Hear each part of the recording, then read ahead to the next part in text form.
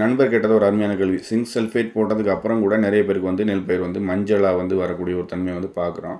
இதுக்கான காரணங்கள் என்னவா இருக்கலாம் அப்படின்னு பார்த்தீங்கன்னா, பொதுவாக வந்து மஞ்சளாக வர்றதுக்கான காரணங்கள் வந்து நிறைய இருக்குது. குறிப்பாக வந்து நோய்கள். முதல்ல வந்து நெல் பயிர் வந்து நீங்கள் சிங்க் சல்ஃபேட் போட்டதுக்கு அப்புறம் கூட இப்போ நெல் பயிர் வந்து மஞ்சளாக மாறுது அப்படின்னா வந்து அந்த இடத்துல வந்து நோய்கள் வர்றதுக்கான வாய்ப்புகள் அதிகமாக இருக்கலாம். குறிப்பாக வந்து இந்த பனிக்காலங்கள், அதிகப்படியான குளிர்காலங்கள் மற்றும் வந்து மழைக்காலங்களில் வந்து இந்த நோய்கள், பூஞ்சை தொற்று அப்படின்னு சொல்லக்கூடிய இந்த ஃபங்கல் டிசீஸ் வந்து நெல்லில் வந்து வர்றதுக்கான வாய்ப்புகள் இருக்குது. சில வகையான பாக்டீரியல் டிசீஸும் வர்றதுக்கு வாய்ப்பு இருக்குது. குறிப்பாக வந்து ஃபங்கல் டிசீஸ் அப்படின்னு சொல்லும்போது நமக்கு தெரியும் பிளாஸ்ட், அதாவது வந்து நெல் வரக்கூடிய குலை நோய்.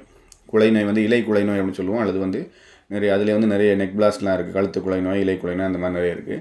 அதிகமாக வர்றது இலை குலை நோய் வரும். அதுக்கான இமேஜ் வந்து போட்டுரும் பாருங்கள். இந்த மாதிரி வந்து ஆரம்பத்தில் வந்து நெல் பயிரில் வந்து லேசாக மஞ்சளாக வந்து அப்புறம் வந்து அது வந்து ரெட் கலராக மாறி அப்புறம் வந்து கண் போன்ற ஒரு அமைப்பாக வந்து மாறும். அந்த இலைகளில் வந்து கண் போன்ற ஒரு வடிவம் வந்து உருவாகும். இதை வந்து குலை நோய் அப்படின்னு சொல்லலாம். இந்த குலை நோய் வந்து கட்டுப்படுத்துறதுக்கு நம்ம ஏற்கனவே நிறைய மருந்துகள் வந்து சொல்லியிருக்கோம். குறிப்பாக ட்ரைசைக்ளோசோல் வித் மேங்கோசெப், அப்புறம் வந்து அசாக்சிஸ்ட்ரோபின் ப்ளஸ் டெபுகோனசோல் அல்லது அசாக்சிஸ்ட்ரோபின் வித் மேங்கோசெப், இந்த மாதிரி வந்து நிறைய மருந்துகள் வந்து நம்ம சொல்லியிருக்கோம்.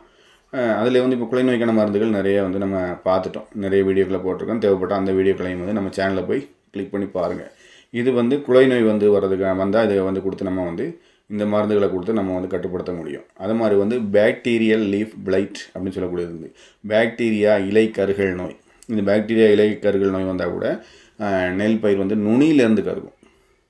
நுனியிலேருந்து வந்து கருக ஆரம்பித்து அப்படியே காய்ந்தது போன்று வந்து கீழே வரைக்கும் அப்படியே வந்து இலைகள் வந்து தொடர்ச்சியாக அந்த காய்ஞ்சி போன பகுதி வந்து அப்படி கொஞ்சம் மஞ்சளாக மாறும். அப்புறம் வந்து காய ஆரம்பிக்கும். இது பாக்டீரியா இலைக்கருகள் நோய்.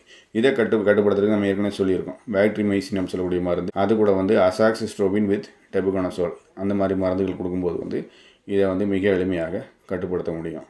அப்புறம் வந்து காப்பர் ஹைட்ராக்சைடு, அது வந்து ஏக்கருக்கு ஒரு 100லேருந்து 150 கிராம் அப்படிங்கிற வகையில் ஸ்ப்ரே பண்ணும்போதும் இந்த பாக்டீரியா இலைக்கருகள் நோயை வந்து மிக எளிமையாக கட்டுப்படுத்த முடியும். பாக்டீரிமைசின் இருக்குது, அப்புறம் வேல்டாமைசின் இருக்குது. இதெல்லாம் கொடுக்கும்போது இந்த பாக்டீரியா இலைக்கருகள் நோயை மிக எளிமையாக கட்டுப்படுத்த முடியும். இது சம்மந்தமான வீடியோக்கள் நம்ம ஏற்கனவே போட்டிருப்போம்.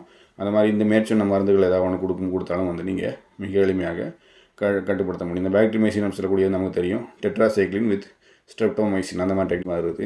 அதை கொடுக்கலாம். அல்லது பாக்டீரிமைசின்ங்கிற பேர்லேயே வருது. அதை கொடுத்து கூட இந்த பாக்டீரியா இலைக்கருகள் நோயை வந்து நம்ம மிக எளிமையாக கட்டுப்படுத்த முடியும்.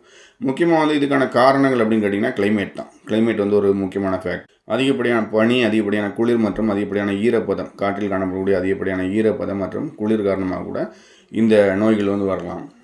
குறிப்பாக வந்து இந்த காலநிலை வந்து இந்த குளிர் காலங்கள் அதிகமாக இருக்கக்கூடிய கட்டத்தில் தான் இந்த நோய்கள் அதிகமாக வருது.